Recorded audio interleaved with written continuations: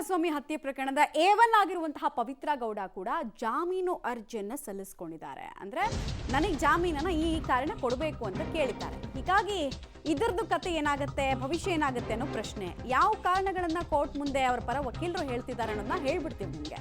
ಜಾಮೀನು ಕೋರಿ ಸಲ್ಲಿಸಿದ್ದಾರೆ ಅರ್ಜಿಯನ್ನ ಪವಿತ್ರ ಗೌಡ. ವಾದ ಪ್ರತಿವಾದವನ್ನ ಕೋರ್ಟ್ ಈ ಪ್ರಕರಣದಲ್ಲಿ ಆಲಿಸಿ ಆಗಿದೆ ಆಲ್ರೆಡಿ.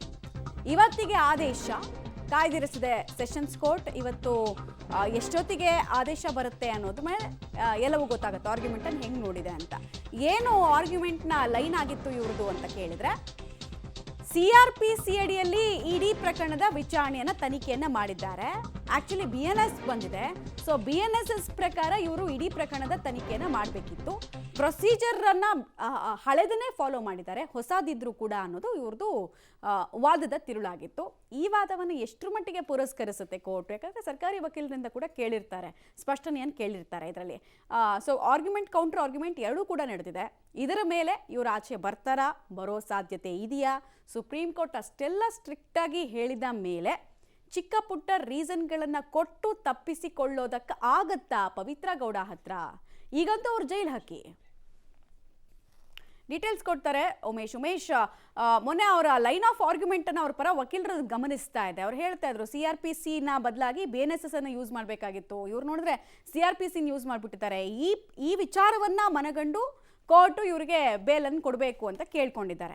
ಬಟ್ ಇದರಲ್ಲಿ ಲಾಜಿಕ್ ಇದೆಯಾ? ಯಾಕಂದರೆ ರೇಣುಕಾಸ್ವಾಮಿ ಹತ್ಯೆ ಆಗಿದ್ದೆ ಜೂನ್ 8ನೇ ತಾರೀಕು. BNSS ಕಾಯ್ದೆ ಬಂದಿದ್ದೆ, ಹೊಸ ಕಾಯ್ದೆ ಬಂದಿದ್ದೆ ಜುಲೈನಲ್ಲಿ. ಸೊ ಇದರಲ್ಲಿ ಲಾಜಿಕ್ ಇದೆಯಾ? ಇದನ್ನು ಪುರಸ್ಕರಿಸುವಂತಹ ಸಾಧ್ಯತೆ ಎಷ್ಟು ಅಂತ? ಮಮತಾ, ಇದನ್ನು ಪುರಸ್ಕರಿಸುವಂಥ ಸಾಧ್ಯತೆ ಕಡಿಮೆ ಇರುವಂಥದ್ದು. ಯಾಕೆಂದರೆ CRPC ಸೆಕ್ಷನ್ ಬಂದಂಥ ವೇಳೆಯಲ್ಲಿ ಯಾವಾಗ ಪ್ರಕರಣ ರೇಣುಕಾಸ್ವಾಮಿ ಕೊಲೆ ಆಯಿತು, ಆ ಕೇಸ್ದು ದಾಖಲಾದ ನಂತರದಲ್ಲಿ ಇವ್ರನ್ನ ಅರೆಸ್ಟ್ ಏನು ಮಾಡ್ತಾರೆ, ಆ ಸಂದರ್ಭದಲ್ಲಿ CRPC ಇದ್ದಿದ್ದು. ಅದೇ ಕಾರಣಕ್ಕಾಗಿ CRPC ಅಡಿಯಲ್ಲೇ ಅವರು ತನಿಖೆ ನಡೆಸಿ ಚಾರ್ಜ್ ಶೀಟ್ ಸಲ್ಲಿಸಿರುವಂಥದ್ದು.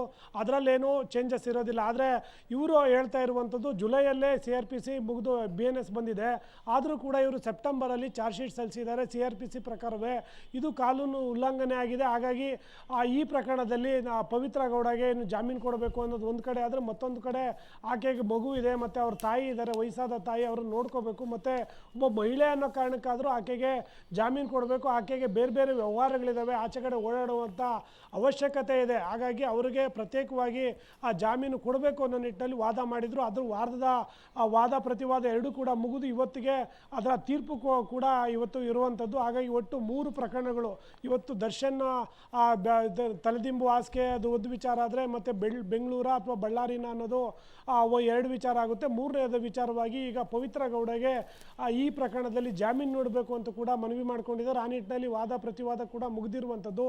ಇವತ್ತು ನ್ಯಾಯಾಧೀಶರು ಯಾವೆಲ್ಲ ಅಂಶಗಳನ್ನು ಇಟ್ಕೊಂಡು ಅದನ್ನು ತೀರ್ಮಾನ ಮಾಡ್ತಾರೆ ಅನ್ನೋದು ಸದ್ಯಕ್ಕಿರುವಂಥ ಪ್ರಶ್ನೆ. ಬಹುತೇಕ ಪೊಲೀಸರ ಪ್ರಕಾರ CRPCಯಲ್ಲಿ ಕೇಸ್ ದಾಖಲಾಗಿದೆ. ಅದರ ಪ್ರಕಾರವೇ ನಾವು ಚಾರ್ಜ್ ಶೀಟ್ ಸಲ್ಲಿಕೆ ಮಾಡಿದ್ದೀವಿ.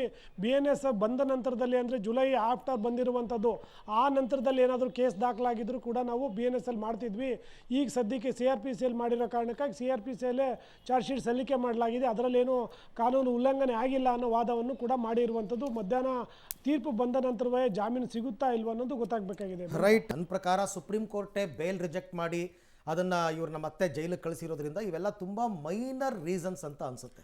ಹಾಗಾಗಿ ಮುಲಾಜಿಲ್ದೆ ಅರ್ಜಿಯನ್ನು ತಿರಸ್ಕಾರ ಮಾಡ್ತಾರೆ ಅಂತ ಯಾಕಂದ್ರೆ ಕೇಂದ್ರ ಗೃಹ ಇಲಾಖೆನೂ ಹೇಳಿದೆ, ಜುಲೈಗಿಂತ ಮುಂಚಿನ ಎಲ್ಲಾ ಪ್ರಕರಣನೂ ನೀವು CRPC ನಲ್ಲೇ ಮಾಡಬೇಕು. ಇವ್ರು ಚಾರ್ಜ್ ಶೀಟ್ ಹಾಕಿರೋದು CRPC ನಲ್ಲ. ಇಷ್ಟು ದಿನ ಇಲ್ಲದೆ ಅಬ್ಜೆಕ್ಷನ್ ಈಗ ರೈಸ್ ಮಾಡ್ತೀನಿ ಅಂದ್ರೆ ಹೆಂಗ್ ಸಾಧ್ಯ?